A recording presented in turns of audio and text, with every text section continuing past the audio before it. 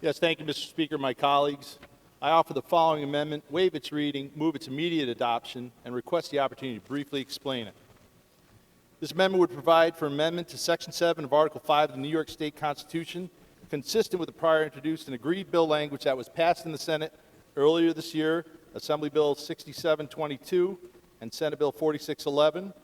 The provisions of this amendment would authorize the revocation of a public official's pension benefits upon conviction of a felony related to one's service in office, considering such conviction a breach in the constitutional relationship one has with the state in regards to one's pension benefits. The chair has examined your amendment and found it to be germane to the bill before the House. On the amendment, Mr. Steck? Thank you, Mr. Speaker. On the amendment, there are currently 4 pension forfeiture bills in the Assembly. I have one, and the sponsor of this particular bill has the other 3. One of those other 3 has over 90 co-sponsors on it, and they're all fairly similar. And I don't have specific objections to the current bill in front of us, save for one large one, and that is that it is another one-house wonder. This bill is going nowhere. We've had an opportunity, as everyone knows, you have to have a agreeing, same as bill in the Senate, to go before the governor for signature. This was all part of a negotiated budget settlement that was done in late March to much fanfare in the media by the governor, by the legislative leaders. They came out, they had an agreement. That same day, while the bills were still warm, under a message of necessity, the Senate took up all those budget bills, including the pension forfeiture bill, and the Assembly concluded our work and took all of them up, save for this one, the one that addressed pension forfeiture. So now here we are, 2 months later, day before the end of session, and again, we've introduced another bill, similar but different. And much to the frustration of those on our side of the aisle at budget time, when we offer hostile amendments, the majority leader always quickly points out that no matter how great our ideas are, and sometimes we include his language in our amendments to the budget, he points out that that makes them different from what was negotiated in the budget process, and that makes them different from the ones that are going to be passed in the Senate, and therefore incapable of becoming law. So the opposite is true here. This amendment, strike and replace Mr. Buchwald's other bill that I'm also co-sponsor on, with this one, would drag and elevate this current bill in front of this body out of one-house wonderdom, and it would elevate it to a 2-house bill that the Senate has already voted on and approved unanimously, and that the governor is chomping at the bit to sign because he announced on March 31st that we were going to do this. If we fail to do this today, we won't have an agreeing bill that matches the Senate bill, and essentially, as we all know, that would make this particular bill tonight moot without this amendment. So I urge my colleagues to buck the trend of the past and approve and adopt this amendment, substituting one of Mr. Buchwald's bills for the current Mr. Buchwald bill. Does this version of your bill have a Senate sponsor? It does not as of this moment. Having said that, if it passes this House, it will go to the Senate, and the Senate will be able to act on it. Okay, and it is currently almost 10 o'clock the night before session ends tomorrow. So the Senate, are we heading towards a situation where the Assembly is going to point the finger at the Senate and say, we did pension forfeiture, and the Senate is going to point the finger at the Assembly and say, no, we did pension forfeiture. Everyone's going to run home to their hometown newspapers and say, we did pension forfeiture, and no bill is going to get to the governor's desk, and nothing, well, strike that, that nothing will be agreed upon in this legislative session. Is that a likely outcome? Yeah. Mr. Stickford, I wasn't going to correct you earlier, but since you brought it up again, constitutional amendments don't Correct. go to the governor's desk. But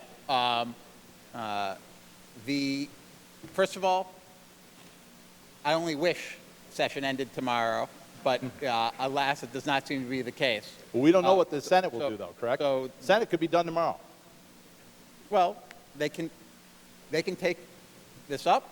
They could decide to take it up next year.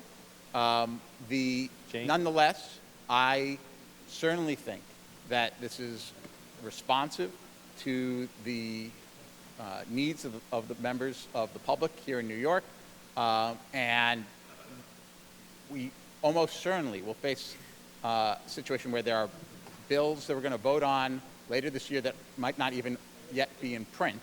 So this bill, which has been in print for a number of weeks, since been able to examine, that they will have the opportunity to vote on. I think it's certainly at least reasonable to ask them to consider this legislation and to, at the very least, provide some sort of specific reaction.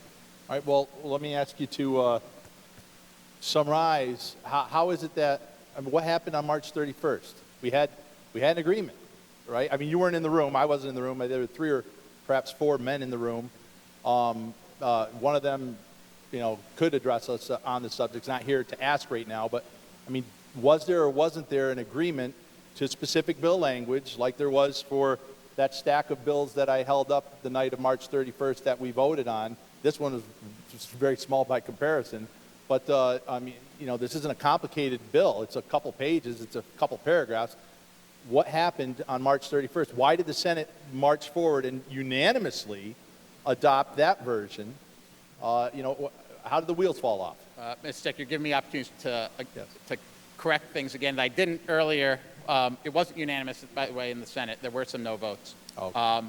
Other than that, I'd refer you to my answer to Mr. McKevitt's very fine question that was almost identical, and therefore my answer would be It was identical in answer, a very similar question. I just was hoping for more from an answer.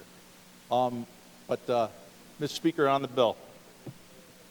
On the bill, Mr. Steck. All right. Again, as I mentioned previously, there are 4 versions of this pension forfeiture kicking around, all very similar, and all you could argue is acceptable. I agree with the previous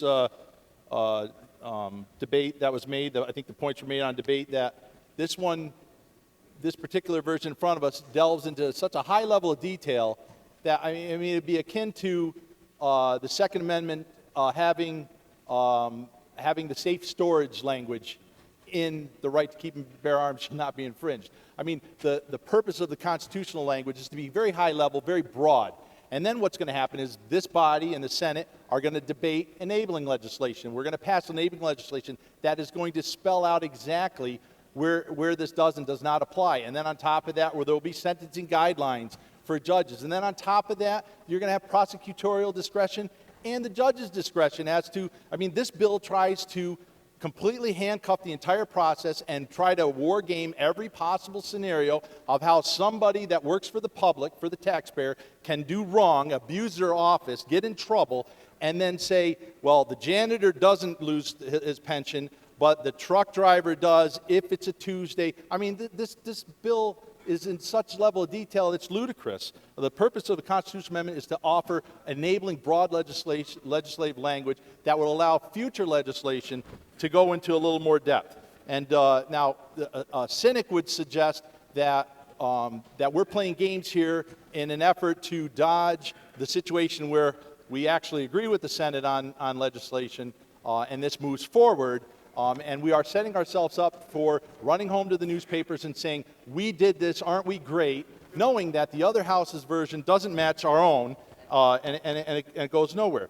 So, again, the point would be, rather than attempting to war game all the scenarios into a constitutional amendment, we should keep it simple, as the other 3 versions do, as the Senate version does, and then address these other concerns in a future enabling legislation.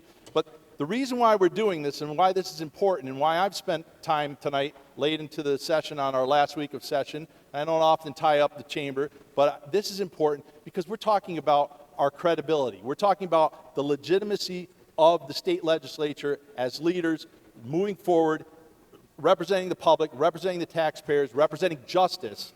And we've had a lot of problems with justice in Albany in the last few years, and I won't need to get into the headlines, I won't need to get into the names, but anyone that reads the newspapers knows that Albany has a big corruption problem. And then you add into that, on top of that, we have a credibility problem because we came out, our legislative leaders and the governor came out of a room, as they do, and everyone in the state of New York loves to decry and loves to express their hatred for the 3 men or 4 men in a room process. But then on top of that, to add insult to that injury, we're going to now renege on our own 3 men in a room process walk away from a bill language that was supposedly agreed to, I mean, whatever credibility we may have had on March 31st, here on June 16th, is completely out the window. So again, I mean, I sense that this is all about gamesmanship and politics and game playing, and the message that's being sent to the voters that send us here is that we're not serious about addressing our corruption problem, we aren't looking in the mirror, and we aren't being true to them. And now, this bill isn't going to go anywhere this session. We all know it. It's not a bad bill, but it doesn't have a match in the Senate. And we had the opportunity to do the match in the Senate back on March 31st or any day between then and now, June 16th. And we've squandered that opportunity, and it's shameful. And frankly, I think that the chamber should be embarrassed.